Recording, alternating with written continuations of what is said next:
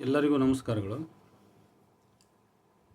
ಶರಣಧರ್ಮವನ್ನು ವಿರಾಟ್ ವಿಶ್ವಧರ್ಮ ತತ್ವವನ್ನಾಗಿ ಪ್ರತಿಬಿಂಬಿಸಲೆತ್ನಿಸುವ ಸಮಾಜವಾದಿ ಕಾಲ್ಪನಿಕ ನೊರೆಯಲ್ಲಿ ಕಣ್ಮರೆಯಾದ ನಿಜ ಶರಣ ತತ್ವದ ಕ್ಷೀರ ಒಂದು ವೈಚಾರಿಕ ಅನುಸಂಧಾನ. ಈ ಶೀರ್ಷಿಕೆಯ ಅಡಿಯಲ್ಲಿ ನಾನು ರಂಜಾನ್ ದರ್ಗಾ ಅವರ ಒಂದು 3 ಕಿರುಕೃತಿಗಳು, ಆ ಕಿರುಕೃತಿಗಳನ್ನು, ಅದರೊಳಗಿನ ಕೆಲವು ಮುಖ್ಯವಾದ ಲೇಖನಗಳನ್ನು ಅವಲೋಕಿಸಿ ಈ ವಿಡಿಯೋವನ್ನು ಮಾಡ್ತಾ ಇದ್ದೇನೆ. ಕನ್ನಡದಲ್ಲಿ ಇದು ಸಾಮಾನ್ಯವಾಗಿ ಒಂದು ಕಂತಿನಲ್ಲಿ ಆಗಲ್ಲ, 3 ಕಂತುಗಳಲ್ಲಿ ಆಗ್ತದೆ. ಒಂದು 30ರಿಂದ 40 ನಿಮಿಷದೊಳಗೆ ಒಂದೊಂದು ಕಂತು. ಮೊದಲ ಕಂತಿದು ಕನ್ನಡದಲ್ಲಿ ನಾನು ಪ್ರಸ್ತಾವನೆಯಾಗಿ ಕೆಲವು ಮಾತುಗಳನ್ನು ಇಲ್ಲಿ ಮಂಡಿಸ್ತಾ ಇದ್ದೇನೆ. ಪ್ರಥಮದಲ್ಲಿ, ಕನ್ನಡದಲ್ಲಿ ಜಾಡು ತಪ್ಪಿದ ಸಮಾಜವಾದಿ ಮಾರ್ಕ್ಸ್ವಾದಿ ಚಿಂತನೆ ಮತ್ತು ಅಧ್ಯಯನ ಕ್ರಮಗಳಿಗೆ ಬಹಳ ಮುಖ್ಯವಾದ ನಿದರ್ಶನವೇ ಕನ್ನಡದ ಈ ಅನೇಕ ಸಮಾಜವಾದಿ ಸಿದ್ಧಾಂತದ ಹೆಸರಿನ ವಚನಾಧ್ಯಯನಗಳ ಬರಹಗಳು. ಈ ಅಧ್ಯಯನಗಳು ಇಬ್ಬಗೆಯ ನಕಾರಾತ್ಮಕ ಪರಿಣಾಮಗಳನ್ನು ಬೀರುತ್ತಿವೆ. ಒಂದು ಕಡೆ ಇವು ತಮ್ಮ ಅಧ್ಯಯನ ಬಾಹುಳ್ಯಕ್ಕೆ ಒಳಗಾದ ವಸ್ತುವಿಗೆ ನ್ಯಾಯ ಒದಗಿಸಲಾರವು. ಇನ್ನೊಂದು ಕಡೆ ತಾವು ಹೇಳಿಕೊಳ್ಳುತ್ತಿರುವ ಸಮಾಜವಾದಿ ವೈಜ್ಞಾನಿಕವಾದಿ ಅಧ್ಯಯನಗಳ ಶಿಸ್ತುಗಳ ಬಗ್ಗೆ ಜಿಜ್ಞಾಸುಗಳಿಗೆ ಜಿಗುಪ್ಸೆಯನ್ನು ಕೂಡ ಇವು ಹುಟ್ಟಿಸುತ್ತವೆ. ಆದ್ದರಿಂದ ನಿಜವಾದ ಭೌತವಾದಿ ಅಧ್ಯಯನಕಾರರು ಮೊದಲು ಇಂತಹ ಜಾಡು ತಪ್ಪಿದ ಅಶಿಸ್ತಿನ ಅಧ್ಯಯನಗಳ ಗೋಜಲುಗಳನ್ನು ವಿಮರ್ಶೆ ಮಾಡಿ ಹೊರಗೆಳೆದು ತೋರಿಸಬೇಕು. ಅಂತಹ ಒಂದು ಸಣ್ಣ ಪ್ರಯತ್ನವನ್ನು ನಾನು ಮಾಡ್ತಾ ಇದ್ದೇನೆ. ಚಾರಿತ್ರಿಕ ದ್ವಂದ್ವಮಾನಾತ್ಮಕ ಭೌತವಾದ ಸಮಾಜವಾದ ಎಂದರೆ ಬರೀ ಜಾತಿ ವರ್ಣ ಧರ್ಮ ಸಮಾನತೆಗಳ ಶೋಷಣೆಯ ಮಾತುಗಳ ಸುರಿಮಳೆ ಸುರಿಸುತ್ತಲೇ ತನ್ನ ನಿಜವಾದ ವಸ್ತುನಿಷ್ಠ ಕಾಳಜಿಯನ್ನು ಮರೆತು ಯಾವುದೋ ಉದ್ದೇಶಕ್ಕೆ ಒಂದನ್ನು ಹೊಗಳುತ್ತಾ ಹೋಗಿ ಇನ್ನೊಂದನ್ನು ತೆಗಳುತ್ತಾ ಹೋಗ್ತಕ್ಕಂಥದ್ದಲ್ಲ. ಈ ನಮ್ಮ ವಚನಾಧ್ಯಯನಕಾರರಲ್ಲಿ ಕಾಣಬರ್ತಕ್ಕಂಥ ಒಂದು ಮುಖ್ಯ ಗುರುತರವಾದ ದೋಷ ಅಂದರೆ ಇದೆ. ರಾಜಶಾಹಿ ಮತ್ತು ವೈದಿಕರನ್ನು ತೆಗಳೋದು, ಶರಣರನ್ನು ಹೊಗಳೋದು, ವಚನ ಪಠ್ಯ ಏನು ಹೇಳುತ್ತವೆಂದು ಸೂಕ್ಷ್ಮ ಪರಿಶೀಲಿಸದೆ ಅವುಗಳ ಅರ್ಥಕ್ಕೆ ಧಕ್ಕೆ ಬರುವುದನ್ನು ಲೆಕ್ಕಿಸದೆ ತಮ್ಮ ವಾದ ಸರಣಿಯಲ್ಲಿ ಹರಕು ಸೀರೆಗೆ ತೇಪೆ ಹಾಕಿದಂತೆ ಅನುಚಿತವಾಗಿ ಅಸಂಬದ್ಧವಾಗಿ ವಚನಗಳನ್ನು ಪೋಣಿಸಿಕೊಳ್ಳುತ್ತಾ ಅನವಶ್ಯಕವಾದ ಅಸಂಗತವಾದ ವಿವರಣೆಗಳನ್ನು ಕಟ್ಟಿಕೊಳ್ಳುತ್ತಾ ಭಾವುಕ ಭಾಷಣಗಳಂತೆ ವಿವರಿಸುವುದು.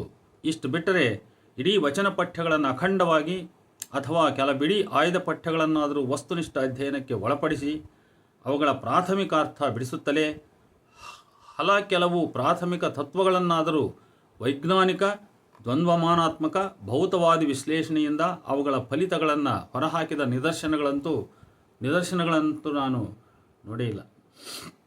ನಾನಿಲ್ಲಿ ಒಂದು ಉದಾಹರಣೆಯನ್ನು ಪ್ರಸ್ತಾಪಿಸಲಿಕ್ಕೆ ಬಯಸ್ತೇನೆ. ಶಿವಚೇತನದ ಸಾಕಾರ ರೂಪಗಳಾಗಿ ಅವರು ಪ್ರತಿಪಾದಿಸುವ ಗುರುಲಿಂಗ ಮತ್ತು ಜಂಗಮ ಮತ್ತು ಈ ವಿಶ್ವ, ಇವುಗಳ ಸಂಬಂಧವನ್ನು ಭೌತವಾದದ ಬೆಳಕಿನಲ್ಲಿ ಹೇಗೆ ಅರ್ಥೈಸುವುದು? ಭೌತವಾದದ ಪ್ರಕಾರ ವಸ್ತುವೇ ಚೇತನಕ್ಕೆ ಆಧಾರ. ವಸ್ತುವು ಅಳಿದ ಮೇಲೆ ಚೇತನಕ್ಕೆ ಸ್ವತಂತ್ರ ಅಸ್ತಿತ್ವವಿರುವುದಿಲ್ಲ. ವಸ್ತುವಿರುವ ತನಕ ಚೇತನ ಇರುತ್ತದೆ. ಈ ಹಿನ್ನೆಲೆಯಲ್ಲಿ ಈ ಜಗತ್ತಿನ ಸೃಷ್ಟಿಗೂ ಮತ್ತಿದರ ನಾಟಕಕ್ಕೂ ಕಾರಣೀಭೂತನಾದ ಶಿವಚೇತನವು ಈ ಜಗತ್ತಿನಲ್ಲಿಯೇ ಇದೆ ಎಂದಾಯಿತು. ಎಲ್ಲ ಆದರ್ಶವಾದಿಗಳಂತೆಯೇ ಶರಣರೂ ಕೂಡ ಆದರ್ಶವಾದಿಗಳೇ. ಆದರೂ ಜಗತ್ತು ಆತ್ಮ ಚೇತನ ಸಂಭೂತವಾದುದು ಎಂಬುದು ಈ ಭೌತವಾದಿ ತತ್ವಕ್ಕನುಗುಣವಾಗಿಯೇ ಇದೆ ಎಂಬಂತೆ ಕಂಡರೂ ಸಹ ಅವರಿಗೂ ಚೇತನವೇ ಮೊದಲು, ಅಂದರೆ ಶರಣರಿಗೂ ಚೇತನವೇ ಮೊದಲು, ವಸ್ತು ಅದರಿಂದ ಹೊಮ್ಮಿದ್ದು, ವಸ್ತು ಮತ್ತು ಚೇತನ ಭಿನ್ನವೂ ಹೌದು ಅಭಿನ್ನವೂ ಹೌದು ಎಂಬ ದ್ವಂದ್ವ ಶರಣರಲ್ಲಿದೆ. ಗುರು ಲಿಂಗ, ಈ ಜಗತ್ತು ಮತ್ತು ವ್ಯಕ್ತಿ ಜಂಗಮ, ಈ ಎಲ್ಲವುಗಳ ಮೂಲವಾದ ಶಿವಚೇತನ ಪರಬ್ರಹ್ಮ ಪರಮಾತ್ಮವು ಜಂಗಮವಾಗಿದೆ, ಮಹಾಲಿಂಗವಾಗಿದೆ. ಇದು ಅಗಮ್ಯ ಅಗೋಚರ ನಿಸ್ಸೀಮ ಸತ್ ಚಿತ್ ಆನಂದ ಸ್ವರೂಪದ್ದು. ಇದು ಶರಣರ ವ್ಯಾಖ್ಯಾನ.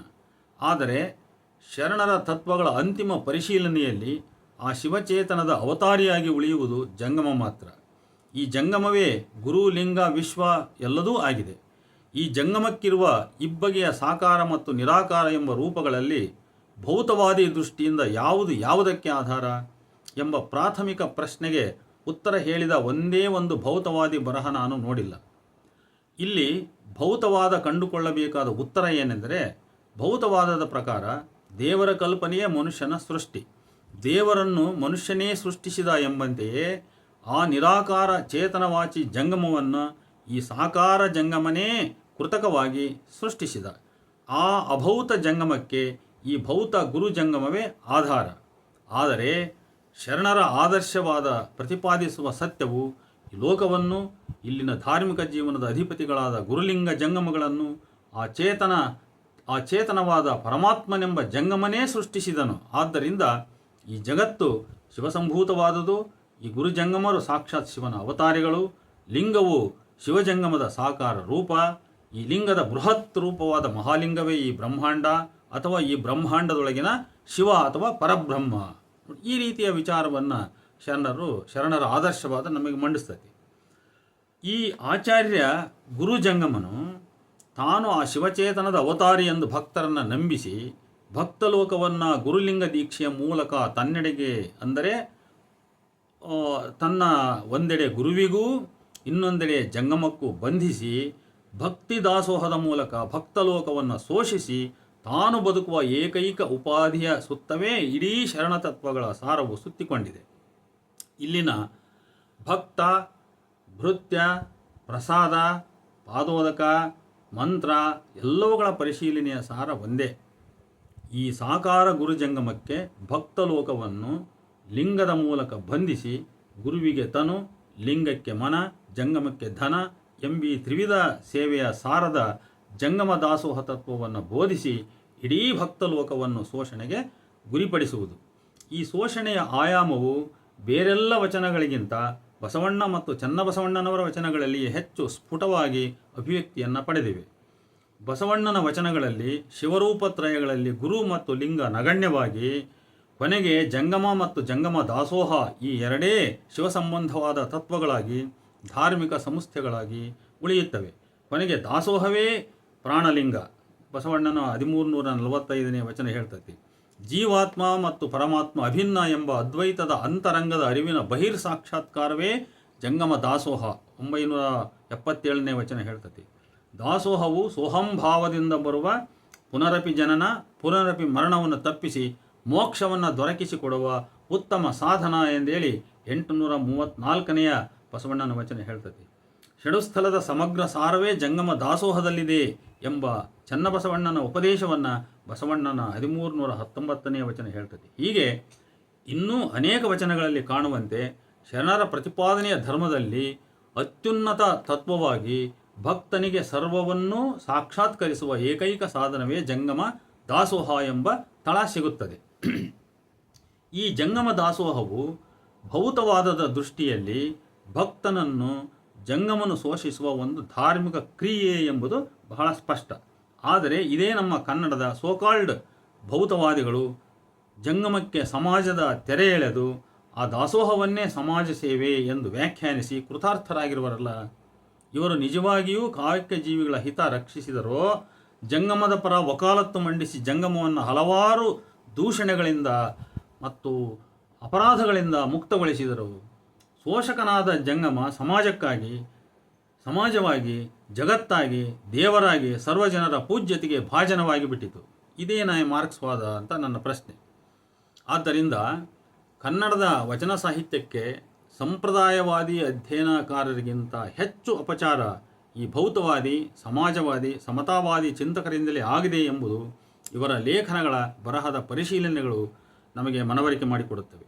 ಇಲ್ಲಿ ಪ್ರಸ್ತಾಪಿಸಬೇಕಾದ ಮತ್ತೊಂದು ಈ ಸಮಾಜವಾದಿಗಳ ಅಧ್ಯಯನ ಸಮಸ್ಯೆ ಏನೆಂದರೆ, ತಾತ್ವಿಕ ಆಯಾಮದಲ್ಲಿ ವಸ್ತು ಮತ್ತು ಚೇತನ, ಶಿವ ಮತ್ತು ಜಂಗಮ ಇತ್ಯಾದಿಗಳ ವಸ್ತುನಿಷ್ಠ ಸಂಬಂಧವನ್ನು ತೆರೆದು ತೋರಿಸುವಲ್ಲಿನ ವೈಫಲ್ಯ ಒಂದು, ಸಾಮಾಜಿಕವಾಗಿ ಭಕ್ತ ಜಂಗಮದ ಶೋಷಕ ಶೋಷಿತ ಸಂಬಂಧ ತೆರೆದು ತೋರಿಸುವಲ್ಲಿನ ವೈಫಲ್ಯ ಮತ್ತೊಂದು, ಭಕ್ತ ಸಮಾನತೆಯನ್ನು ಅಖಂಡ ಜಾತಿ ವರ್ಗ ವರ್ಣ ಸಮಾನತೆ ಎಂದು ಬಿಂಬಿಸುವ ತಪ್ಪು ಮಗದೊಂದು. ಹೀಗೆ ಇನ್ನೂ ಹಲವಾರು ದೋಷಗಳನ್ನು ನಾವು ಹುಡುಕ್ತಾ ಹೋಗ್ಬೋದು. 12ನೇ ಶತಮಾನದಲ್ಲಿ 4-6 ದಶಕಗಳ ಬೀಸಿನಲ್ಲಿ ಹುಟ್ಟಿದ ವಚನ ಸಾಹಿತ್ಯಕ್ಕೆ ಅದರದ್ದೇ ಆದ ಸಂವಹನ ಸಂದರ್ಭವಿದೆ. ಆ ಸಂದರ್ಭದ ಹಿನ್ನೆಲೆಯಲ್ಲಿ ನಿರ್ದಿಷ್ಟ ವಚನಗಳು ಯಾವ ನಿರ್ದಿಷ್ಟ ಅರ್ಥಗಳನ್ನು ಕಟ್ಟಿಕೊಂಡಿವೆ, ಅವುಗಳನ್ನು ವರ್ತಮಾನದ ಸಂದರ್ಭದಲ್ಲಿ ಯಾವ ಇತಿಮಿತಿಗಳಲ್ಲಿ ಬಳಸಬಹುದು ಎಂಬ ಎಚ್ಚರ ಸೂಕ್ಷ್ಮತೆ ತೋರದೆ ವರ್ತಮಾನದ ಎಲ್ಲ ಸಮಸ್ಯೆಗಳಿಗೂ ಪರಿಹಾರವು ವಚನಗಳಲ್ಲಿಯೇ ಇದೆ. ವರ್ತಮಾನದ ಎಲ್ಲ ಸಾಂಸ್ಥಿಕ, ಆರ್ಥಿಕ, ಸಾಂಸ್ಕೃತಿಕ ಸಂಸ್ಥೆಗಳ ಮತ್ತು ಕಾನೂನು ರೀತಿ ನೀತಿಗಳ ಕೊನೆಗೆ ಈ ದೇಶದ ಸಂವಿಧಾನದ ಮೂಲವೂ ವಚನಗಳಲ್ಲಿಯೇ ಇದೆ ಎಂದು ಒಂದು ರೀತಿಯ ಅಂಧೋತ್ಸಾಹದಿಂದ ಇಲ್ಲಸಲ್ಲದ್ದನ್ನು ವಚನ ಸಾಹಿತ್ಯದಲ್ಲಿ ಕೆದಕಿ ಅದೊಂದು ಕೋಳಿ ಕೆದರಿದ ತಿಪ್ಪೆಯಂತಾಗಿರುವುದು ವಿಷಾದಕರ. ಇಲ್ಲಿಯವರೆಗಿನ ನನ್ನ ಪರಾಮರ್ಶೆಗಳಲ್ಲಿ ನಾನು ಕಂಡರಿದ ಸತ್ಯವಿದು. ಶರಣ ಧರ್ಮದಲ್ಲಿ ಗುರುಲಿಂಗ ಜಂಗಮಾದಿ ಅಷ್ಟಾವರಣಗಳಿಗೂ ಅವುಗಳದ್ದೇ ನಿರ್ದಿಷ್ಟ ಅರ್ಥಗಳಿವೆ. ಆದರೆ ವಚನಗಳನ್ನು ಸೃಜನಶೀಲ ಕಾವ್ಯವೆಂದರಿದು ಜಂಗಮ ಎಂದರೆ ಚಲನಶೀಲ, ಸ್ಥಾವರ ಎಂದರೆ ಸ್ಥಗಿತ ಎಂದು ಏಕೆ ರಾಮಾನುಜನಂಥ ವಿದ್ವಾಂಸರು ಹೇಳಿದ್ದೇ ಸಾಕಾಯಿತು. ನಿಜವಾದ ಜಂಗಮದ ಅರ್ಥಗಳಾದ ಚೈತನ್ಯವಾದ ಶಿವ ಮತ್ತು ಆಚಾರ್ಯ ಪುರುಷನಾದ ಜಂಗಮ ನೇಪಥ್ಯಕ್ಕೆ ಸರಿದೇ ಬಿಟ್ಟರು. ವಸ್ತುಸ್ಥಿತಿ ಹೀಗಿರಲು ಡಾಕ್ಟರ್ ಕಲಬುರ್ಗಿಯವರು 90ರ ದಶಕದಲ್ಲಿ ಜಂಗಮ ಈಕ್ವಲ್ಸ್ಟು ವ್ಯಕ್ತಿ ಸಮುದಾಯ ಎಂಬ ಸಮೀಕರಣ ಮೊದಲಿಗೆ ಶುರು ಮಾಡಿ ನಂತರ ಸಮುದಾಯವನ್ನು ತೆಗೆದು ಸಮಾಜ ಎಂದು ಸೇರಿಸಿದರು. ಜಂಗಮ ದಾಸೋಹವನ್ನು ಸಮಾಜ ಸೇವೆ ಎಂದು ಪ್ರತಿಪಾದಿಸಿಬಿಟ್ಟರು. ಇಷ್ಟಾಗಿದ್ದೇ ತಡ ಇಡೀ ಶರಣ ತತ್ವವನ್ನು ಅತಿ ಉನ್ನತ ಸಮಾಜವಾದ ಸಮತಾವಾದದ ಆಕರ ಅಂದರೆ ಅದರ ಮೂಲ ಎಂಬಂತೆ ಭಾವಿಸಿ ವಚನಾರ್ಥಗಳನ್ನು ಅದರ ಪರಿಭಾಷೆ ಪರಿಕಲ್ಪನೆಗಳನ್ನು ಇದೇ ವಾದದ ಪಥಕ್ಕೆ ಮಣಿಸಲೆತ್ನಿಸಿದರು ಅಸಂಖ್ಯಾತ ಬುದ್ಧಿಜೀವಿಗಳು. ಈ ವಾದದ ಅತಿನಿಷ್ಠ ಅತಿ ತೀವ್ರ ಪ್ರತಿಪಾದಕರಾಗಿ ಕಲಬುರ್ಗಿಯವರ ನಂತರ ನನಗೆ ಕಂಡವರು ಈ ರಂಜಾನ್ ದರ್ಗಾ ಅವರು ಮತ್ತು TR ಚಂದ್ರಶೇಖರ್ ಅವರು.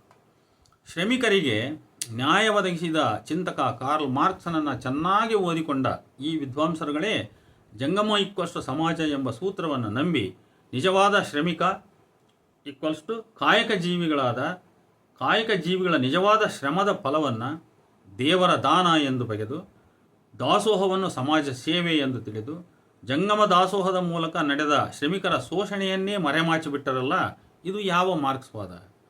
ಹೆಗೆಲ್ ತಲೆ ಕೆಳಗಾಗಿ ಕಂಡದ್ದನ್ನು ನಾನು ಅದರ ಕಾಲ ಮೇಲೆ ನಿಲ್ಲಿಸಿದೆ ಎಂಬಂಥ ಸೂಕ್ತಿಗಳು ಇವರಿಗೆ ಏನು ಅರ್ಥವನ್ನು ಕಲಿಸಿವೆ? ಬಸವಣ್ಣನ ಕಾಲಕ್ಕೆ ಜಂಗಮ ದಾಸೋಹದ ಮೂಲಕ ಈ ಗುರು ಜಂಗಮರು ಭಕ್ತರನ್ನು ಬಗೆಬಗೆಯಾಗಿ ಶೋಷಿಸಿದರು. ಇಂಥ ಶೋಷಕ ಧರ್ಮತತ್ವವನ್ನು ಬಸವಣ್ಣ ಮತ್ತಿತರ ಶರಣರು ಪ್ರತಿಪಾದಿಸಿದರು. ಕಾಯಕವೇ ಕೈಲಾಸ, ದಯೆಯೇ ಧರ್ಮದ ಮೂಲ, ಸಕಲ ಜೀವಾತ್ಮರಿಗೆ ಲೇಸ ಬಯಸುವುದೇ ಧರ್ಮ, ಸತಿಪತಿಗಳೊಂದಾದ ಭಕ್ತಿ ಹಿತವಪ್ಪುದು ಕೂಡಲ ಸಂಗಮನಿಗೆ.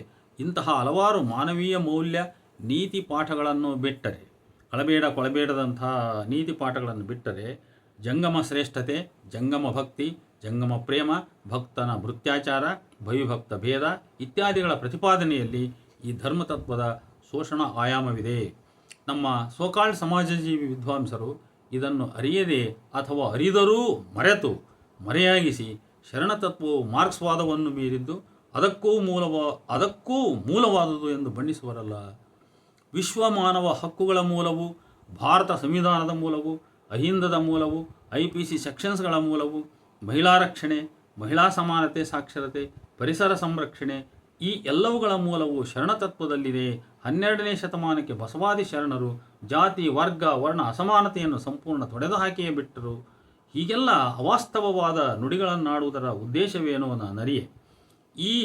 ಇವರ ನುಡಿಗಳನ್ನು ಗಮನಿಸಿಯೇ 2010ರಷ್ಟು ಹಿಂದೆಯೇ ಬರಗೂರು ರಾಮಚಂದ್ರಪ್ಪನವರು 12ನೇ ಶತಮಾನಕ್ಕೆ ಈ ಎಲ್ಲವೂ ಹಾಗೆಯೇ ಹೋಗಿತ್ತಾ, ಎಲ್ಲ ಸಮಾನತೆಗಳು ಅನುಷ್ಠಾನಕ್ಕೆ ಬಂದೇ ಬಿಟ್ಟಿದ್ದವಾ ಎಂಬ ಪ್ರಶ್ನೆಯನ್ನು ಸರಿಯಾಗಿಯೇ ಕೇಳಿದ್ದಿದೆ.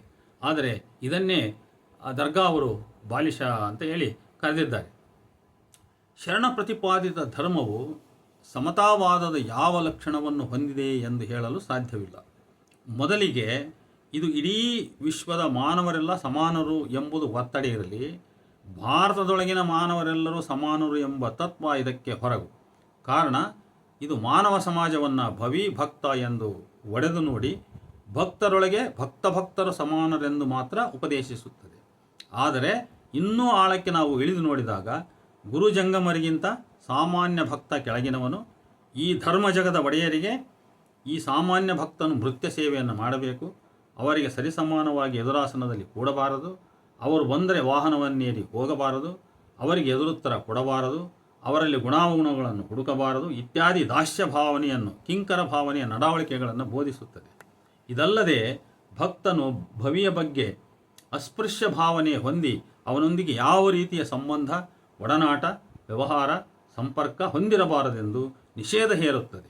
ಏಕದೇವೋಪಾಸನೆಯ ಪ್ರಯತ್ನದಲ್ಲಿ ದೈವ ಬಹುತ್ವದ ಜನಪದೀಯ ಧಾರ್ಮಿಕ ಆಚರಣೆ, ನಂಬಿಕೆ ಎಲ್ಲವನ್ನೂ ನಿರಾಕರಿಸುತ್ತದೆ. ಕುಲಕಸಬುದಾರಿ ಶರಣರ ಕಾಯಕದ ಫಲವನ್ನು ಜಂಗಮ ದಾಸೋಹ ರೂಪದಲ್ಲಿ ಶೋಷಿಸುತ್ತದೆ.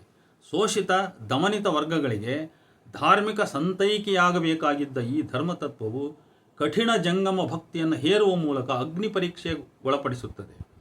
ಕಾಯಕವನ್ನು ತನ್ನ ಹೆಂಡರ ಮಕ್ಕಳಿಗೆಂದು ಮಾಡದೆ ದಾಸೋಹಕ್ಕಾಗಿಯೇ ಮಾಡಬೇಕು. ದಾಸೋಹಕ್ಕಾಗಿ ಕಾಯಕ ಮಾಡದವನಿಗೆ ಗುರು, ಲಿಂಗ, ಜಂಗಮ, ಪ್ರಸಾದ ಇತ್ಯಾದಿಗಳನ್ನು ನಿರಾಕರಿಸಿ ಅವನನ್ನು ಕಳವಳ ಕೀಳರಿಮೆಗೀಡು ಮಾಡಿ ಭಕ್ತನು ನಿರ್ಧನಿಕನಾಗಿದ್ದಲ್ಲಿ ಧನಿಕನ ನೆರವಿನಿಂದಲಾದರೂ ಜಂಗಮ ದಾಸೋಹ ಮಾಡಲೇಬೇಕೆಂದು ಉಪದೇಶಿಸುತ್ತದೆ. ಈ ಕಾರಣದಿಂದ ಈ ಧರ್ಮತತ್ವದಲ್ಲಿ ಇಲ್ಲದ್ದನ್ನು ಇದೆ ಎಂದು ಎನ್ನುವುದು ಮತ್ತು ಇದ್ದದ್ದನ್ನು ಮರೆಮಾಚುವುದು ಎರಡೂ ವಿದ್ವತ್ ಕ್ಷೇತ್ರದ ಬಹುದೊಡ್ಡ ಅಪಚಾರಗಳೇ ಆಗಿವೆ. ಈ ಕೃತ್ಯಕ್ಕೆ ಒಂದು ಭೌತವಾದಿ ಸಮತಾವಾದಿ ಶಿಸ್ತಿನ ಹೆಸರು ಹೇಳಿಕೊಳ್ಳುವುದು ಇನ್ನೂ ದೊಡ್ಡ ಅಪಚಾರ. ಸಮಾಜವಾದಿ ಒಣ ಬಡಬಡಿಕೆಯ ಸದ್ದಿನಲ್ಲಿ ಸತ್ಯದ ಕೊರಳರಿಯುತ್ತಿದೆ. ಉರುಮೆಯ ಸದ್ದಿನಲ್ಲಿ ಕೋಣನ ಬಲಿಯಾದಂತೆ, ವಾದ್ಯಗಳ ಕರ್ಕಶ ನಾದದೊಳಗೆ ಸತಿ ಹೋಗುವ ನಾರಿಯ ಆರ್ತನಾದ ಕೀರಲು ಧ್ವನಿ ಮರೆಯಾದಂತೆ ಇದು ನಿಲ್ಲಬೇಕು. ವಚನಗಳಿಗೂ ಅಧ್ಯಯನ ಶಿಸ್ತುಗಳಿಗೂ ನ್ಯಾಯ ಸಿಗಬೇಕೆಂಬುದೇ ಈ ನನ್ನ ಮಹದಾಶಯ. ಇಷ್ಟೆಲ್ಲ ಮಾತುಗಳನ್ನು ನಾನು ಬರೇ ಇವರ ಕೃತಿಗಳ ಹಿನ್ನೆಲೆಯಲ್ಲಿ ಮಾತ್ರ ಅಲ್ಲ, ದರ್ಗಾರವರ ಕೃತಿಗಳ ಹಿನ್ನೆಲೆಯಲ್ಲಿ ಮಾತ್ರ, ಬೇರೆಯವರ ಇಲ್ಲಿಯವರೆಗಿನ ಅಧ್ಯಯನಗಳ ಹಿನ್ನೆಲೆಯಲ್ಲಿ ಪ್ರಸ್ತಾವನೆಯ ರೂಪದಲ್ಲಿ ಈ ಮಾತುಗಳನ್ನು ಆಡಿದ್ದೇನೆ.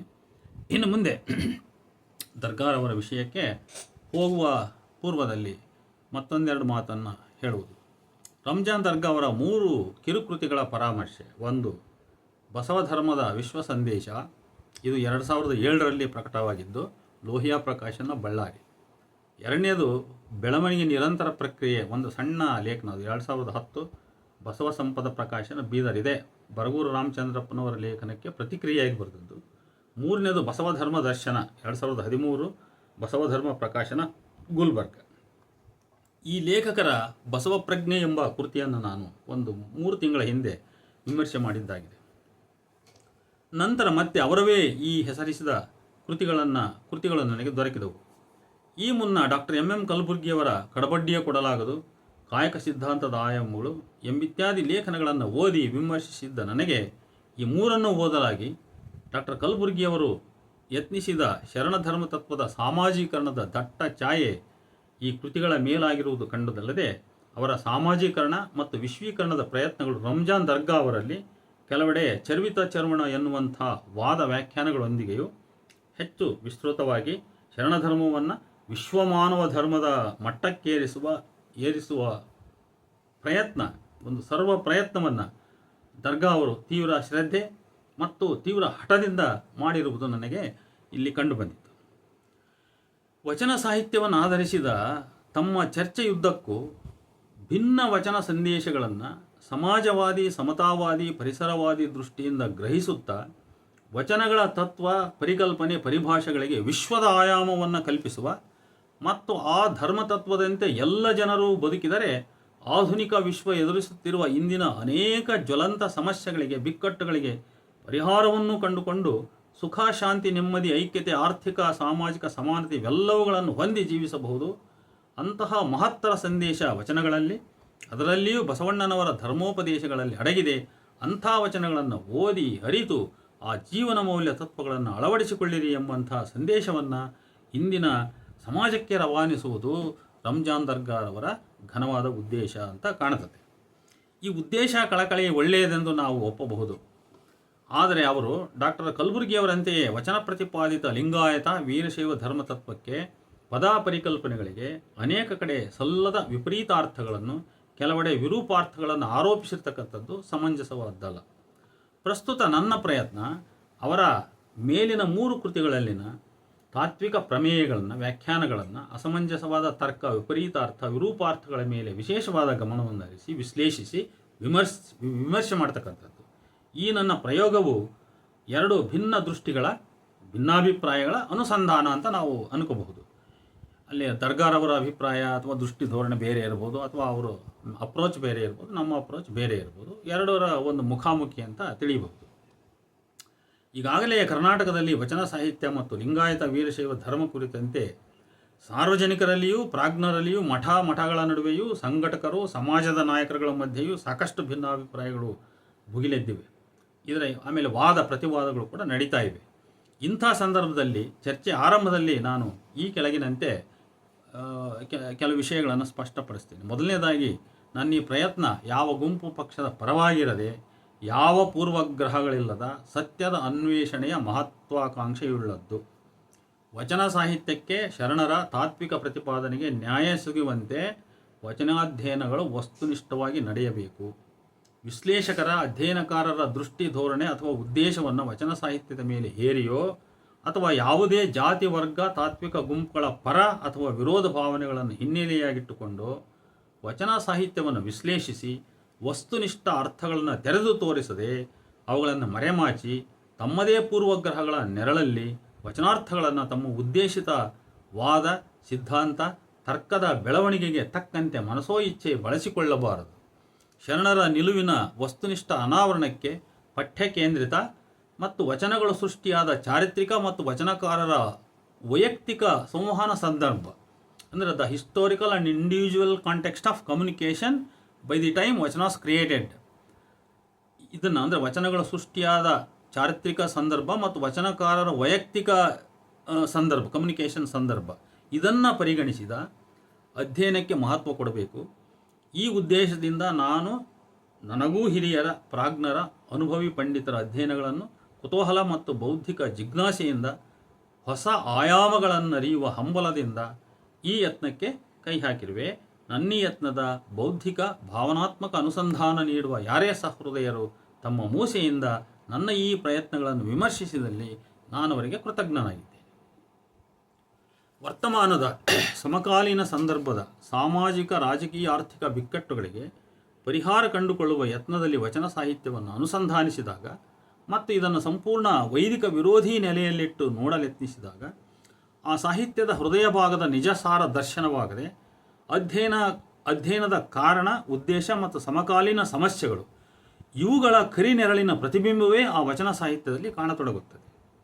ಇದೇ ಈ ಆಧುನಿಕ ವಚನ ಪ್ರಾಜ್ಞರ ಅಧ್ಯಯನದ ಕ್ರಮದ ಫಲಿತ. Doctor Kalburgi, doctor T R. ಚಂದ್ರಶೇಖರ್ ಮತ್ತು ರಂಜಾನ್ ದರ್ಗಾ ಮೊದಲಾದ ಅನೇಕ ವಿದ್ವಾಂಸರ ಯತ್ನಗಳೆಲ್ಲ ಇದೇ ಬಗೆಯ ಅಧ್ಯಯನ ಫಲಿತಗಳನ್ನು ಮತ್ತು ಪರಿಣಾಮಗಳನ್ನು ಉಂಟು ಮಾಡಿವೆ. Doctor DR. ನಾಗರಾಜ್ ಅವರದು ಸಹ ಇದೇ ಥರದ ಅಧ್ಯಯನವೇ, ಆದರೂ ಸ್ವಲ್ಪ ಅವರದು ತಾತ್ವಿಕ ಪೂರ್ವಗ್ರಹ ಹೆಚ್ಚು. ಈಗ ಇಂಥ ಒಂದು ಮುಖ್ಯ ನಿದರ್ಶನವಾಗಿ ನಾವು ರಂಜಾನ್ ದರ್ಗಾರವರ ಕೃತಿಗಳ ಪರಿಶೀಲನೆ. ಹೆಸರಿಸಿದ ಮೂರರಲ್ಲಿ ಮೂರನೆಯ ಕೃತಿ, ಉಳಿದ ಎರಡರ ಸಾರವನ್ನು ಅದು ಕಟ್ಟಿಕೊಂಡಂಗೆ ಕಾಣ್ತದೆ. ಯಾವುದು? ಮೂರನೇದು ಬಸವಧರ್ಮ ದರ್ಶನ ಅಂತೇಳಿ 2013 ಬಸವಧರ್ಮ ಪ್ರಕಾಶನ ಗುಲ್ಬರ್ಗ ಇವರು ಪ್ರಕಟಿಸಿರ್ತಕ್ಕಂಥದ್ದು. ದರ್ಗಾ ಅವರ ಈ ಕೃತಿಯ ಚರ್ಚೆಯ ಸಾರವನ್ನು ನಾವು ಈ ಕೆಳಗಿನಂತೆ ಸಂಕ್ಷಿಪ್ತೀಕರಿಸಿಕೊಂಡು ಹೇಳ್ಕೊಂತ ಹೋಗ್ಬೋದು. ಇದೇ ಎರಡು ಭಾಗದಲ್ಲಿ ಆಗ್ತದೆ. ಜಾಗತಿಕ ಸಮಸ್ಯೆಗಳಿಗೆ ವಿಶ್ವಧರ್ಮವಾದ ಬಸವಧರ್ಮ ತತ್ವದಲ್ಲಿ ಪರಿಹಾರವಿದೆ ಅಂತ. ಜಾಗತಿಕ ಸಮಸ್ಯೆಗಳಿಗೆ ವಿಶ್ವಧರ್ಮವಾದ ಬಸವಧರ್ಮ ತತ್ವದಲ್ಲಿ ಪರಿಹಾರವಿದೆ. ಲಿಂಗ, ವರ್ಣ, ವರ್ಗಭೇದಗಳು, ಭಯೋತ್ಪಾದನೆ, ಜನಾಂಗ ಹತ್ಯೆ, ಯುದ್ಧ, ನಿರುದ್ಯೋಗ, ಆರ್ಥಿಕ ಹಿಂಜರಿತ, ಕೊಲೆ, ಸುಲಿಗೆ, ಅತ್ಯಾಚಾರ, ಹಸಿವು, ಬಡತನ, ಮಾನಸಿಕ ಒತ್ತಡ, ಪರಿಸರ ಸಮಸ್ಯೆಗಳು, ದ್ವೇಷ, ಈ ಎಲ್ಲ ಕಾಡುವ ಸಮಸ್ಯೆಗಳಿಗೆ ತುತ್ತಾದ ವಿಶ್ವವನ್ನೇ ಮುಕ್ತಗೊಳಿಸುವ ಶಕ್ತಿ ವಿಶ್ವಮಾನ್ಯವಾದ ಬಸವಣ್ಣನವರ ಚಿಂತನೆಗಳಿಗಿದೆ ಅಂತೇಳಿ ಅವರು ಪುಟ 9ರಲ್ಲಿ ಬರೀತಾರೆ. ವಿಭಿನ್ನ ಧರ್ಮ ದೇವರುಗಳೆಂಬ ಭೇದ ಮತ್ತು ಅವುಗಳ ನಡುವಿನ ಸಂಘರ್ಷ, ಸ್ತ್ರೀ ಮೇಲಿನ ಪುರುಷರ ದಬ್ಬಾಳಿಕೆಯಿಂದಾದ ಮಹಿಳೆಯ ಹಕ್ಕು ವಂಚನೆ, ಸಂಪತ್ತಿನ ಅಸಮಾನ ಹಂಚಿಕೆ ಇತ್ಯಾದಿಗಳನ್ನು ತೊಡೆದು ಹಾಕಿ ಅವರೆಲ್ಲರನ್ನ ರಕ್ಷಿಸುವಂಥ ದೇಶಗಳ ನಡುವೆ ನಡೆಯುವ ಯುದ್ಧಗಳನ್ನು ತಪ್ಪಿಸಿ ವಿಶ್ವ ಭ್ರಾತೃತ್ವ, ವಿಶ್ವ ಸಮಾನತೆ ತರುವಂಥ ಶಕ್ತಿ ಈ ಬಸವ ಧರ್ಮಕ್ಕಿದೆ ಅಂತ ಪುಟ 54ರಲ್ಲಿ ಬರೆದಿದ್ದಾರೆ. ಭೌತಿಕ ಜಗತ್ತಿನ ಅನುಭವದ ಮೂಲಕ ಆಧ್ಯಾತ್ಮಿಕ ಜಗತ್ತಿನ ಅನುಭವ ಪಡೆಯುವುದು, ಸಂಸಾರಿಯಾಗಿದ್ದೇ ಸದ್ಗತಿ ಸಾಧಿಸುವುದು, ಸಮಾಜ ಸೇವೆಯ ಮೂಲಕ ದೇವರಲ್ಲಿ ನಿಷ್ಠೆಯನ್ನು ಹೊಂದುವುದು. ಪುಟ 9.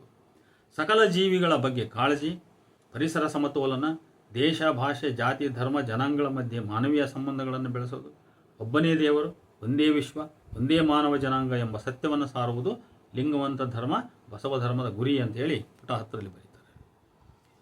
ಕುಲ 18 ಜಾತಿ ಮಹಿಳೆಯರು ಎಲ್ಲ ಕಾಯಕ ಜೀವಿಗಳ 770 ಪ್ರತಿನಿಧಿಗಳನ್ನೊಳಗೊಂಡ 770 ಗಣಗಳು ಅಂತ ಬರ್ತಾವೆ, ಅದನ್ನು ಹೀಗೆ ಹೇಳ್ತಾರೆ ಅವರು. ಪ್ರತಿನಿಧಿಗಳನ್ನೊಳಗೊಂಡ ಅನುಭವ ಮಂಟಪದಂಥ ಸ್ಥಾಪನೆಯು, ಅದು 770 ಗಣಗಳು ಕಲ್ಪನೆಯೋ ವಾಸ್ತವೋ ಗೊತ್ತಿಲ್ಲ, ಇವರು ಅದನ್ನು ವಾಸ್ತವ ಅಂತ ಗ್ರಹಿಸಿದ್ದಾರೆ.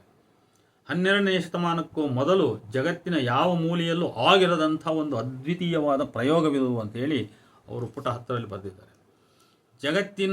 ಜಗತ್ತಿನಲ್ಲಿ ಎಲ್ಲೂ ಇಲ್ಲದ ವಯಸ್ಕರ ಶಿಕ್ಷಣ ಕಲ್ಯಾಣದಲ್ಲಿ ಜಾರಿಯಾಗಿತ್ತು ಅಂತ ಹೇಳ್ತಾರೆ. ವಿಶ್ವಸಂಸ್ಥೆ ಘೋಷಿಸಿದ ಮಾನವ ಹಕ್ಕುಗಳಲ್ಲಿನ ಎಲ್ಲ 30 ಅಂಶಗಳು ಬಸವಣ್ಣನವರ ವಚನಗಳಲ್ಲಿವೆ ಅಂತಾರೆ. ಇದನ್ನು ನಾನು ಕೊನೆಗೆ ಪರಾಮರ್ಶಿಸಿ ಹೇಳಲಿದ್ದೇನೆ. ಇಷ್ಟಲಿಂಗ ಪೂಜೆ ಬಸವಣ್ಣನವರಿಗೆ ಮಾನವ ಹಕ್ಕುಗಳ ಪ್ರಜ್ಞೆಯನ್ನು ಹೊಂದುವ ಸಾಧನವಾಗಿದೆ, ಮಾನವ ಏಕತೆಯನ್ನು ಸಾಧಿಸುವ ಕ್ರಮವಾಗಿದೆ ಅಂತ ಅವರು ಇಷ್ಟಲಿಂಗದ ಬಗ್ಗೆ ಪುಟ 11ರಲ್ಲಿ ಬರೀತಾರೆ. ಇದಕ್ಕೆ ಉದಾಹರಣೆಯಾಗಿ ನೀಡಿದ ಈ ಕೆಳಗಿನ ವಚನದಲ್ಲಿ ಈ ಯಾವ ಅಂಶಗಳು ಇಲ್ಲ. ಲಿಂಗವ ಪೂಜಿಸಿ ಫಲವೇನಯ್ಯ, ಸಮರತಿ ಸಮಕಳೆ ಸಮಸುಖ ವರಿಯದನ್ನಕ್ಕ, ಲಿಂಗವು ಪೂಜಿಸಿ ಫಲವೇನಯ್ಯ, ಕೂಡಲ ಸಂಗಮ ದೇವರ ಪೂಜಿಸಿ ನದಿಯೊಳಗೆ ನದಿ ಬೆರೆಸಿದಂತಾಗದನ್ನಕ್ಕ ಅಂಥೇಳಿ ಬಸವಣ್ಣನವರ 930ನೇ ವಚನವನ್ನು ಅವರು ಕೋಟ್ ಮಾಡಿದ್ದಾರೆ. ಆದರೆ ರಂಜಾನ್ ದರ್ಗಾ ಅವರು ಈ ವಚನಕ್ಕೆ ನೀಡುವ ಅರ್ಥ ಈ ಕೆಳಗಿನಂತಿದೆ. ಈ ಮೇಲೆ ವಿವರಿಸಿದ ಜಗದ ಎಲ್ಲ ಸಮಸ್ಯೆಗಳನ್ನು, ಕೊಲೆ, ಸುಲಿಗೆ, ಅಪನಂಬಿಕೆ, ಅತ್ಯಾಚಾರ ಇತ್ಯಾದಿಗಳನ್ನು ಇಲ್ಲಿ ರಿಕಾಲ್ ಮಾಡಿಕೊಂಡು ಇಂಥ ಸಮಸ್ಯೆಗಳಿಗೆ ಉತ್ತರ ಕಂಡುಕೊಳ್ಳುವುದೇ ಇಷ್ಟಲಿಂಗ ಪೂಜೆಯ ಉದ್ದೇಶವಾಗಿದೆ. ಇಂಥ ಸಮಸ್ಯೆಗಳಿಗೆ ಪರಿಹಾರ ಕಂಡುಕೊಳ್ಳಲು ಯತ್ನಿಸಿದ ಬರೀ ಲಿಂಗ ಪೂಜೆ ವ್ಯರ್ಥ ಎಂಬುದನ್ನು ಬಸವಣ್ಣನವರು ಸ್ಪಷ್ಟಪಡಿಸಿದ್ದಾರೆ. ಈ ಮೊದಲನೇದಾಗಿ ಇಷ್ಟಲಿಂಗ ಪೂಜೆಯ ಉದ್ದೇಶ ಇಂಥ ಸಮಸ್ಯೆಗೆಲ್ಲ ಪರಿಹಾರ ಕಂಡುಕೊಳ್ಳೋದು ಅನ್ನೋದು ಈ ಧರ್ಮದ ತತ್ವಕ್ಕೆ ಹೊರಗಿನ ಕಲ್ಪನೆ. ಅದು ಮೇಲಿನ ವಚನದ ಸಂದರ್ಭದ ದರ್ಗಾ ನೀಡಿರುವ ಈ ವಿವರ ಸಂಪೂರ್ಣ ಅಸಂಬದ್ಧವಾದ್ದು. ಲಿಂಗಕ್ಕೆ ಸತಿಯಾದ ಶರಣನು ಪೂಜಾ ಕ್ರಿಯೆಯಲ್ಲಿ ತನ್ನ ಪತಿಯಾದ ಲಿಂಗದೊಂದಿಗೆ ರತಿಯಲ್ಲಿ ತೀವ್ರವಾಗಿ ದೈಹಿಕವಾಗಿಯೂ ಮಾನಸಿಕವಾಗಿಯೂ ತೊಡಗಿದ ದಂಪತಿಗಳು ಏಕತ್ರವಾಗಿ ಪರಸ್ಪರ ಬೆಸೆದಷ್ಟು ಸತಿಯಾದ ಶರಣನು ಪತಿಯಾದ ಲಿಂಗದೊಂದಿಗೆ ಒಂದಾಗಿ ಸಮರಸದಿ ಬೆರೆತು ಅನುಭವಿಸುವ ಸುಖಾನಂದವನ್ನು, ಯೌಗಿಕಾನಂದವನ್ನು ಹೊಂದಬೇಕೆಂಬುದೇ ಈ ಸಮರತಿ ಎಂಬುದರ ಅರ್ಥವೇ ಹೊರತು ದರ್ಗಾ ಅವರು ಹೇಳುವಂತೆ ಸಮರತಿ ಎಂದರೆ ಸತಿಪತಿಗಳಿಬ್ಬರು ಸಮಾನ ಹಕ್ಕು, ಗೌರವ, ವ್ಯಕ್ತಿ ಸ್ವಾತಂತ್ರ್ಯ, ಅಭಿಪ್ರಾಯ ಸ್ವಾತಂತ್ರ್ಯವನ್ನು ಹೊಂದಿ ಲಿಂಗಭೇದವನ್ನು ಅಳಿಸಿ ಪರಸ್ಪರ ಕಾಳಜಿಯೊಂದಿಗೆ ಎಲ್ಲರೂ ಒಂದಾಗಿ ಬದುಕುವುದು ಅಂತ ಅಲ್ಲ. ಇಷ್ಟಲಿಂಗ ಪೂಜೆಯಲ್ಲಿ ಭಕ್ತನು ಪಡುವ ಆಂತರಂಗಿಕ ಶಿವಜೀವೈಕ್ಯದ ಯೌಗಿಕ ಸುಖಾನಂದವನ್ನು ಅವನ ಬಾಹ್ಯ ಸಾಮಾಜಿಕ ಜೀವನದ ಐಕ್ಯತೆಗೆ ವಿಸ್ತರಿಸಿ ಶಿವಪೂಜೆಯ ಮೂಲ ತಿರುಳನ್ನೇ ಪಲ್ಲಟಗೊಳಿಸ್ತಕ್ಕಂಥ ಪ್ರಯತ್ನವಿದು. ಹೀಗೆ ಬಸವಣ್ಣನವರು ಲಿಂಗಭೇದ ನೀತಿಯನ್ನು ವಿರೋಧಿಸುತ್ತಾರೆ ಎಂಬ ಅರ್ಥ ಇಲ್ಲಿ ಇಲ್ಲವೇ ಇಲ್ಲ. ದರ್ಗಾ ಅವರು ಜಾಗತಿಕ ವಿಶ್ವಮಾನವತ್ವ ದೃಷ್ಟಿಯಿಂದ ನಿರ್ವಚಿಸಿಕೊಂಡ ಅನುಚಿತ ಅರ್ಥ ವಿವರಣೆ ಇದು. ಇದೇ ರೀತಿಯಲ್ಲಿ ಅವರು ಸಮಕಳೆ ಎಂದರೆ ಪ್ರತಿಯೊಬ್ಬ ಮಾನವನಿಗೂ ಕೆಳಜಾತಿ ಮೇಲುಜಾತಿ ಎಂಬ ಭೇದವಿಲ್ಲದೆ ಎಲ್ಲರಿಗೂ ಸಮಾನವಾದ ತೇಜಸ್ಸು ಇರುವುದು, ಅಂದರೆ ಎಲ್ಲ ಜಾತಿಯವರಿಗೂ ಸಮಾನವಾದ ತೇಜಸ್ಸು ಇರುವುದು ಅಂತ. ಬ್ರಾಹ್ಮಣರಿಗೆ ಬ್ರಹ್ಮ ತೇಜಸ್ಸು, ಕ್ಷತ್ರಿಯರಿಗೆ ಕ್ಷಾತ್ರ ತೇಜಸ್ಸು ಎಂಬುದು ಇರುವುದಿಲ್ಲ. ಜಾತಿ ಧರ್ಮ ಕುಲಗಳಿಗೆ ಯಾರೂ ಮೇಲಲ್ಲ ಕೀಳು ಅಲ್ಲ, ಎಲ್ಲ ಮಾನವರು ಸಮಾನರು. ಹೀಗೆ ಬಸವಣ್ಣನವರು ವರ್ಣಭೇದ ನೀತಿಯನ್ನು ವಿರೋಧಿಸುತ್ತಾರೆ ಎಂದು ಬರೆದು ಅನವಶ್ಯಕ ಈ ವೈದಿಕ ವರ್ಣತತ್ವದ ವಿಚಾರವನ್ನು ಇಲ್ಲಿ ಅವರು ಪ್ರಸ್ತಾಪಿಸಿದ್ದಾರೆ. ಅಂದರೆ ವಚನ ಸಂಸ್ಕೃತಿಯ ಪ್ರತಿ ಗೆರೆಯಲ್ಲಿಯೂ ಅಲ್ಲಿ ಇಲ್ಲದ ವೈದಿಕ ವಿರೋಧಿ ಮತ್ತು ಸಮಾಜವಾದಿ ಸಮತಾವಾದಿ ಅಂಶಗಳನ್ನು ಗುರುತಿಸುವ ಕೃತ್ರಿಮ ಯತ್ನವಿದಲ್ಲದೆ ಬೇರಲ್ಲ. ಹೀಗೆ ದರ್ಗಾ ಅವರು ಸಮರತಿ ಪರಿಕಲ್ಪನೆಗೆ ಬಸವಣ್ಣನವರ ಲಿಂಗಭೇದ ವಿರೋಧಿ ನಿಲುವನ್ನು, ಸಮಕಳೆ ಎಂಬ ಪದಕ್ಕೆ ವರ್ಣಭೇದ ವಿರೋಧಿ ನಿಲುವನ್ನು, ಸಮಸುಖಕ್ಕೆ ಬಸವಣ್ಣನವರ ಬಡವ ಶ್ರೀಮಂತ ಎಂಬ ಭೇದವಿಲ್ಲದಂತಹ ವರ್ಗಭೇದ ವಿರೋಧಿ ನೀತಿಯನ್ನು ಆರೋಪಿಸಿ ಅಸಮಂಜಸವಾದ ಅನವಶ್ಯಕ ಪದಪುಂಜಗಳಿಂದ ವ್ಯರ್ಥ ವಿವರಣೆಯನ್ನು ನೀಡಿರುವರು. ಇಲ್ಲಿ ನಾವು ವರ್ಗಭೇದ ವರ್ಣಭೇದ ಅಂತ ಇವರು ಭಾವಿಸಿರೋದು ಅದು ಬಸವಣ್ಣನವರದೇ ಅಂತ ನಾವು ಅಲ್ಲಿ ಶೋಧಿಸಿ ತೋರಿಸಲಿಕ್ಕೆ ಆಗಲ್ಲ. ಯಾಕಂದರೆ ಅಲ್ಲಿ ಭವಿಭಕ್ತ ಭೇದ ಮಾತ್ರ ಅವರಲ್ಲಿ ಸ್ಪಷ್ಟವಾಗಿ ಕಾಣ್ತದೆ. ನದಿಯೊಳಗೆ ನದಿ ಬೆರೆಸಿದಂತಾಗುವುದು ಎಂಬ ಸಾಲಿಗೆ ಎಲ್ಲ ಮಾನವರು ಪ್ರೇಮ ಭಾವದಿಂದ ನದಿಯೊಳಗೆ ನದಿ ಬೆರೆತ ಹಾಗೆ ಒಂದಾಗಿ ಬದುಕಬೇಕು, ಯಾರು ಹೆಚ್ಚಿನವರಲ್ಲ ಯಾರು ಕಡಿಮೆಯಲ್ಲ, ಎಲ್ಲರೂ ಸಮಾನರು ಎಂಬ ವಿವರಣೆಯನ್ನು ಅವರು ನೀಡಿರುವರು. ಇದು ಸಮಾಜವಾದಿ ಭೂತಗನ್ನಡಿಯಿಂದ ವಚನದ ಪ್ರತಿಪದ ಪರಿಕಲ್ಪನೆ ಸಾಲುಗಳನ್ನು ಗ್ರಹಿಸಿ ಅಲ್ಲಿರುವ ಆಧ್ಯಾತ್ಮಿಕ ಅನುಭೂತಿ ಅನುಸಂಧಾನದ ಸುಖಾನುಭಾವದ ಅರ್ಥಕ್ಕೆ ತಿಲಾಂಜಲಿ ಇಟ್ಟು ಅದಕ್ಕೆ ಸಮಾಜವಾದಿ ಅರ್ಥ ಲೇಪಿಸುವ ಪರಿ. ಇದೇ ಅನುಚಿತ ಅರ್ಥಪಲ್ಲಟ ಅಂತ ನಾನು ಕರೆಯೋದು. ಅನುಚಿತ ವಚನದ ಅರ್ಥಪಲ್ಲಟವನ್ನು ಹೇಗೆ ಮಾಡ್ತಾರೆ ಅಂದರೆ, ಇವರ ಒಂದು ತಾತ್ವಿಕ ದೃಷ್ಟಿ ಧೋರಣೆ, ವರ್ತಮಾನ ಕಾಲದ ಸಮಸ್ಯೆಗಳು, ಇದರ ಹಿನ್ನೆಲೆಯಲ್ಲಿ ವಚನಕ್ಕೆ ಅರ್ಥವನ್ನು ಕಲ್ಪಿಸ್ಲಿಕ್ಕೆ ಹೋಗಿ ಆ ವಚನದ ಮೂಲದ ತಿರುಳನ್ನು ತೆಗೆದು ಹಾಕಿಬಿಡ್ತಕ್ಕಂಥದ್ದು. ಹೊರಗಿನ ಚಿಪ್ ಮಾತ್ರ ಉಳ್ಕೊಂಡಿರ್ತದೆ ಅಷ್ಟೇ. ಅವರ ಮುಂದಿನ ಭಾಗದ ಅತ್ಯುತ್ಪ್ರೇಕ್ಷೆಯ ವಿವರಗಳು ವಿಶ್ವದ ಜನರೆಲ್ಲ ರೊಂದೆಂಬ ಪ್ರಜ್ಞೆಯನ್ನು ಮೂಡಿಸುವುದು ಇಷ್ಟಲಿಂಗ ಪೂಜೆ.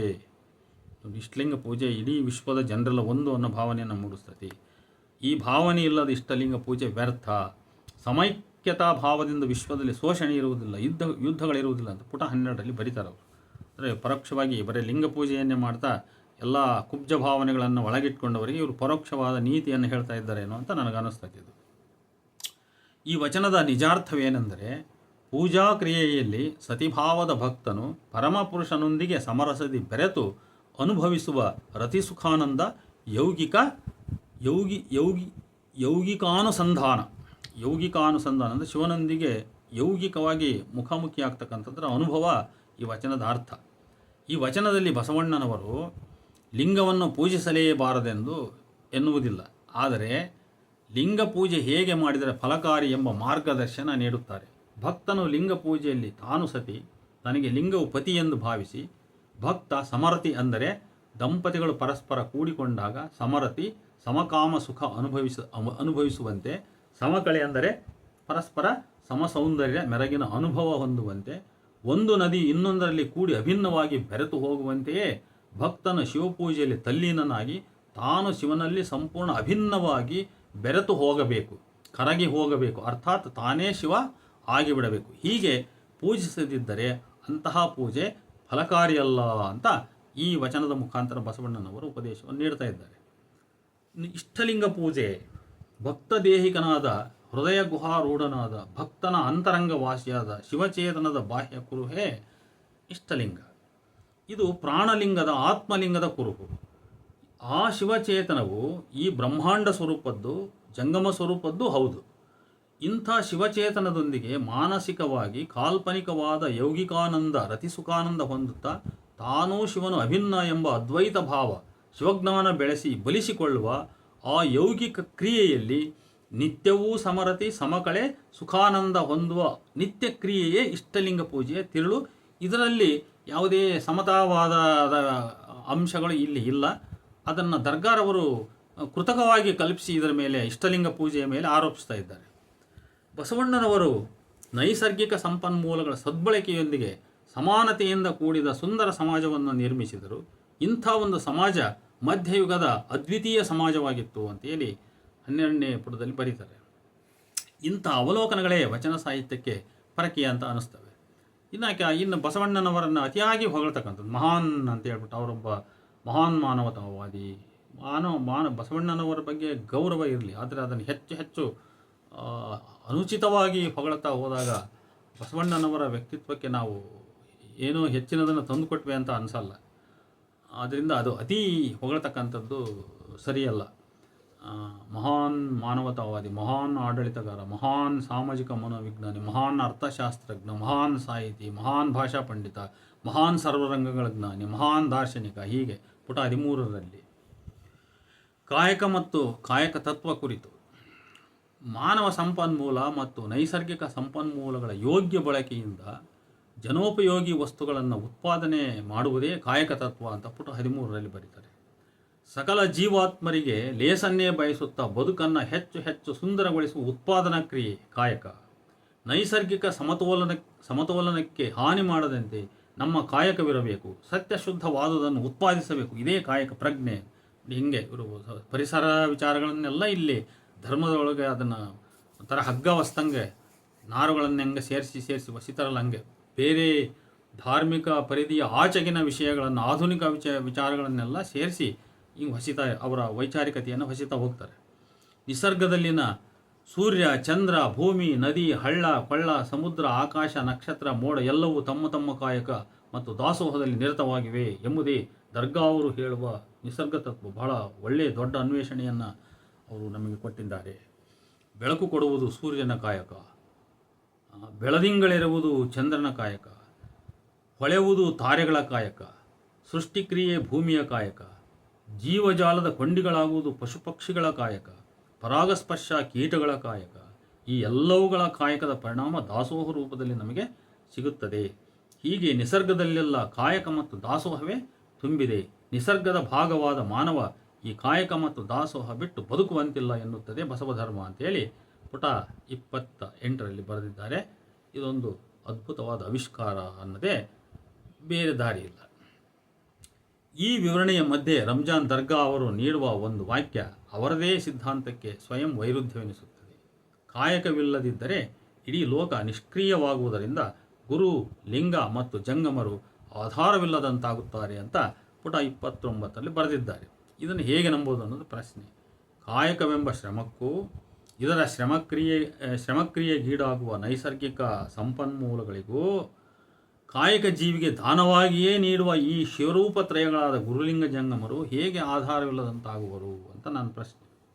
ದರ್ಗಾ ಅವರು ನೀಡುವ ಗುರು ಅಂದರೆ ಅರಿವು, ಲಿಂಗ ಅಂದರೆ ಜಗತ್ತು, ಧರ್ಮ, ಅವರು ಬೇರೊಂದು ಕಡೆ ಅದನ್ನು ಹೇಳಿದ್ದಾರೆ, ಮತ್ತು ಜಂಗಮ ಅಂದರೆ ಸಮಾಜ. ಈ ಎಲ್ಲ ಅರ್ಥಗಳನ್ನು ಇಲ್ಲಿ ಕಲ್ಪಿಸಿದರೆ ಇವರ ಅಬ್ಸರ್ವೇಷನ್ನಿನ ಗೊಂದಲ ಇನ್ನೂ ಸ್ವಲ್ಪ ಜಾಸ್ತಿ ಆಗ್ಬೋದು.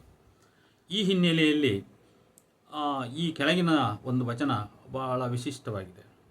ಕಾಯಕದೊಳು ನಿರತನಾದಡೆ ಗುರುದರ್ಶನವಾದಡೂ ಮರೆಯಬೇಕು, ಲಿಂಗ ಪೂಜೆಯಾದಡೂ ಮರೆಯಬೇಕು, ಜಂಗಮ ಮುಂದೆ ನಿಂದಿದ್ದಡೂ ಹಂಗ ಅರಿಯಬೇಕು, ಕಾಯಕವೇ ಕೈಲಾಸವಾದ ಕಾರಣ ಅಮರೇಶ್ವರ ಲಿಂಗವಾಯಿತಾದಡೂ ಕಾಯಕದೊಳಗು ಅಂಥೇಳಿ ಆಯ್ದಕ್ಕಿ ಮಾರಯ್ಯನ 1165ನೇ ವಚನ ಮಹಾಸಂಪುಟ ಪುಟ 1068.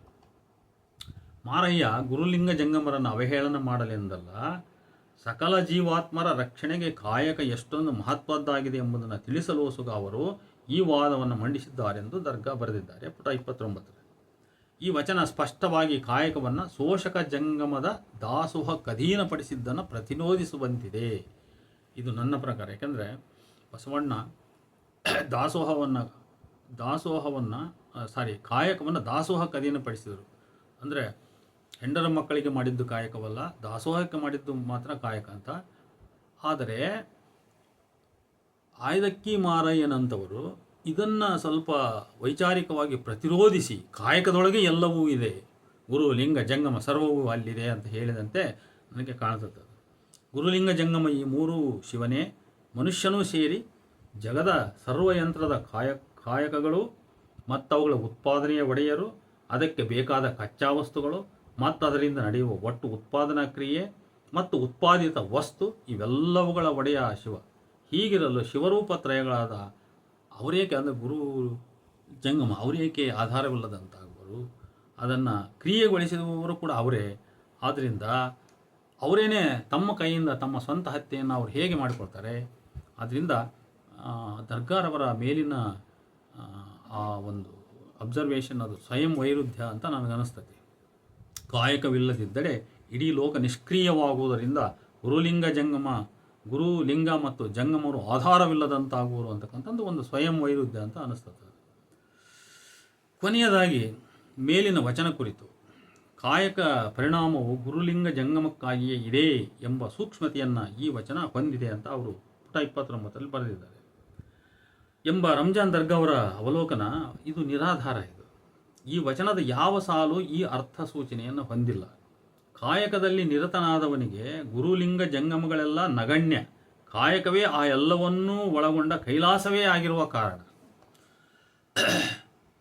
ಇದೇ ಭಾಗದ ಮುಂದುವರೆದ ಪುಟಗಳಲ್ಲಿ ಕಾಯಕ ಮತ್ತು ಅಧ್ಯಾತ್ಮವನ್ನು ಪರಸ್ಪರ ಬೇರ್ಪಡಿಸಿದ ವೈದಿಕರು ಯಜ್ಞಯಾಗಾದಿ ಕರ್ಮಗಳ ಮೂಲಕ ಸ್ವರ್ಗದಾಸೆ ಹಚ್ಚಿ ಭಾರೀ ಧನಕನಕ ಶೋಷಿಸುತ್ತಿದ್ದುದನ್ನು ಪ್ರಸ್ತಾಪಿಸುವರು ಪುಟ 30ರಲ್ಲಿ. ಆದರೆ ತಮ್ಮ ಪ್ರತಿಪಾದನೆಯ ಜಂಗಮ ದಾಸೋಹವು ಸಹ ಒಂದು ಶೋಷಣೆ ಎಂಬುದನ್ನು ಅವರು ಹೇಳಲಾರರು. ಇದಕ್ಕೆ ವಿರುದ್ಧವಾಗಿ ಸೂಕ್ಷ್ಮಮತಿಗಳಾದ ಬಸವಣ್ಣನವರು ಇದನ್ನೆಲ್ಲ ಅಂದರೆ ವೈದಿಕರು ಕಾಯಕ ಜೀವಿಗಳನ್ನು ಶೋಷಿಸುತ್ತಿದ್ದುದನ್ನು ಗಮನಿಸಿ ಅವರನ್ನೆಲ್ಲ ಶೋಷಣಾಮುಕ್ತರನ್ನಾಗಿಸುವ ಪ್ರಯತ್ನದಲ್ಲಿ ಕಾಯಕ ಜೀವಿಗಳನ್ನೆಲ್ಲ ಒಂದು ಕಡೆ ಸಂಘಟಿಸಿ ಒಂದು ವೈಚಾರಿಕ ನೆಲೆಗೆ ತಂದು ಮೂಢನಂಬಿಕೆಗಳಿಲ್ಲದ ಕಾಯಕ ಪ್ರಧಾನವಾದ ಹೊಸ ಜೀವನ ಮಾರ್ಗವನ್ನು ತೋರಿಸುವಂಥ ಹೊಸ ಧರ್ಮವನ್ನೇ ಅವರು ಜಾರಿಗೆ ತಂದರು ಅಂತ ಬರೀತಾರೆ. ನೋಡಿ, ಮೂಢನಂಬಿಕೆಗಳಿಲ್ಲದ ಕಾಯಕ ಪ್ರಧಾನವಾದ ಮೂಢನಂಬಿಕೆಗಳಿಲ್ಲದ ಅಂತ ಇವರು ಹೇಳ್ತಾರಲ್ಲ. ಮತ್ತು ದಾಸೋಹಕ್ಕಾಗಿಯೇ ಮಾಡಿದ ಕಾಯಕ, ದಾಸೋಹ ಅಲ್ಲದೆ ಸಂಸಾರಕ್ಕೆ ಮಾಡಿದ ಕಾಯಕ ಅಲ್ಲ ಅಂತ ಯಾಕೆ ಹೇಳಿದರು? ದಾಸೋಹದ ಮುಖಾಂತರ ಭಕ್ತನಿಗೆ ಸಿಗುವುದೇನು? ಅದು ಮೋಕ್ಷ ಇತ್ಯಾದಿ ಅಂತ. ನಾನು ಅದನ್ನಾಗಲೇ ಬೇರೆ ಕಡೆ ಟೀಕೆ ಮಾಡಿದ್ದೇನೆ, ಅದರಿಂದ ಇಲ್ಲಿ ವಿಸ್ತರಿಸಲ್ಲ. ಕಾಯಕದ ಅನುಭವದಿಂದ ಮಾತ್ರ ಪರಮಾತ್ಮನ ಅನುಭವವಾಗುವುದು ಎಂಬುದನ್ನು ಅವರಿಗೆ, ಅಂದರೆ ಉಳಿದ ಶರಣರಿಗೆ ಹೇಳಿಕೊಟ್ಟರು ಬಸವಣ್ಣ ಎಂದು ಆಯ್ದಕ್ಕಿ ಮಾರಯ್ಯನವರಿಗೆ ಸಲ್ಲಬೇಕಾದ ಕೀರ್ತಿಯನ್ನು ಬಸವಣ್ಣನವರಿಗೆ ಸಲ್ಲಿಸುವರು. ಇದೇ ಅಧಿಕ ಬಸವ ಪ್ರೇಮ ಅಂತ ಹೇಳೋದು. ಕಾಯಕವೇ ಕೈಲಾಸ ಎಂಬ ಉಕ್ತಿ ಆಯ್ದಕ್ಕಿ ಮಾರಯ್ಯ ಮತ್ತು ಮನಸಂದ ಮಾರಿತಂದೆಯ 931ನೇ ವಚನ ಇದೆ, ಅಲ್ಲಿ ಮಾತ್ರ ಲಭ್ಯ. ಕಾಯ ವಿಡಿದಿಹನ್ನಬರ ಶಿವಭಕ್ತಂಗೆ ಕಾಯಕವೇ ಕೈಲಾಸ, ಕಾಯಕವಿಲ್ಲದವನ ಅರಿವು ಮಾಯವಾಗಿತ್ತು ಎನ್ನುವನು ಮನಸಂದ ಮಾರಿತಂದೆ. ಆದರೆ ಇಡೀ ವಚನ ಪಂಡಿತ ಲೋಕವು ಜನಸಾಮಾನ್ಯರೆಲ್ಲರೂ ಕಾಯಕವೇ ಕೈಲಾಸ ಎಂದವರು ಬಸವಣ್ಣ ಎಂದು ಆ ಕೀರ್ತಿಯನ್ನು ಬಸವಣ್ಣನವರಿಗೆ ಸಲ್ಲಿಸಿ ಕೃತಾರ್ಥರಾಗಿರುವರು. ಇದು ಚಾರಿತ್ರಿಕ ವ್ಯಂಗ್ಯ. ಇದು ಬಸವಣ್ಣ ಹೇಳಿದ್ದು ಕಾಯವೇ ಕೈಲಾಸ, ಕಾಯವಿಲ್ಲದೆ ಕಾಯಕವಿಲ್ಲ, ಕಾಯವಿಲ್ಲದೆ ಕಾಯಕವಿಲ್ಲ, ಬಸವಣ್ಣನಿಲ್ಲದೆ ಮಾರಯ್ಯಗಳಿಲ್ಲ ಎಂದು ಮತ್ತೆ ನಾವು ಬಸವ ಪ್ರೇಮವನ್ನು ವ್ಯಕ್ತಪಡಿಸಬಹುದು. ಇಲ್ಲಿಯೇ ಗಮನಿಸಬೇಕಾದ ಇನ್ನೂ ಒಂದು ಅಂಶ ಏನಂದರೆ, ಪ್ರಧಾನಿಯಾಗಿದ್ದ ಬಸವಣ್ಣ ಕಾಯಕಕ್ಕೆ ಹೆಚ್ಚಿನ ಮಹತ್ವ ಕೊಟ್ಟಿದ್ದರಿಂದ ಜನರು ಕಾಯಕದಲ್ಲಿ ನಿರತರಾಗಿದ್ದ ಕಾರಣ ಯಾರನ್ನೂ ಬೇಡುವಂಥ ಪರಿಸ್ಥಿತಿ ಇರಲಿಲ್ಲ. ಕಲ್ಯಾಣದಲ್ಲಿ ಕೊಡುವವರುಂಟು, ಬೇಡುವವರಿರಲಿಲ್ಲ ಅಂತೇಳಿ ಪುಟ 12ರಲ್ಲಿ ಬರೆದಿದ್ದಾರೆ. ಹಾಗಾದರೆ ಜಂಗಮ ರೇಖೆ ಮನೆ ಮನೆಗೆ ಹೋಗಿ ತಿರಿದುಣ್ಣಲು ಹೋಗುತ್ತಿದ್ದರು. ಜಂಗಮ ದಾಸೋಹದ ಅವಶ್ಯಕತೆ ಏಕುಂಟಾಯಿತು. ಯಾಕಂದರೆ ವಚನಗಳಲ್ಲಿ ಸಾಕಷ್ಟು ನಮಗೆ ಪ್ರಮಾಣಗಳು ಸಿಗ್ತವೆ. ಜಂಗಮರು ದಂಡಾಗಿ ಹೋಗ್ತಿದ್ದರು, ಬಸವಣ್ಣನ ಮನೆಗೆ ಹರಿದು ದೆಸೆಯಲ್ಲಿ ಬರ್ತಾ ಇತ್ತು, ದೆಸೆಯಲ್ಲಿ ಉಣ್ತಿದ್ದ ಅಂತೇಳಿ. ಅದರಿಂದ ಅಲ್ಲಿ ಕೊಡುವವರು ಇದ್ದರು, ಬೇಡುವವರು ಇರಲಿಲ್ಲ ಅಂದರೆ ಮತ್ತು ಜಂಗಮ ದಾಸೋಹದ ಅವಶ್ಯಕತೆ ಆದರೂ ಯಾಕೆ ಬಂತು ಅಂತ ಪ್ರಶ್ನೆ ಬರ್ತದೆ. ಇಷ್ಟು ಹೇಳ್ತಾ ಈ 1ನೇ ವಿಡಿಯೋವನ್ನು ನಾನು ಇಲ್ಲಿಗೆ ಮುಕ್ತಾಯಗೊಳಿಸ್ತಾ ಇದ್ದೇನೆ. ನಮಸ್ಕಾರ.